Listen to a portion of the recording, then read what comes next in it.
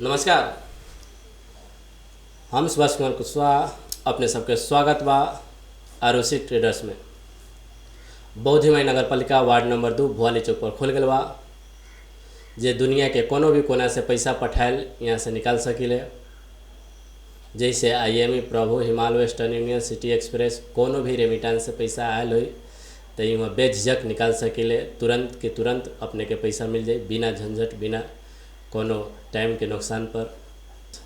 Arushi traders यदि अपने से यूट्यूब पर चैनल पर देख रहा छी तो ये वीडियो के मार्फत से अपने सबसे एगो अनुरोध करे के चाहे छी कि यूट्यूब पर देख रहा छी तो यूट्यूब में सब्सक्राइब करी और बेल आइकन के दबा दी ताकि हमने के नया वीडियो अपलोड कैला पर अपने सबके नोटिफिकेशन पूजा। अगर फेसबुक पर देख रहा छी तो फॉलो और लाइक शेयर जरूर करम।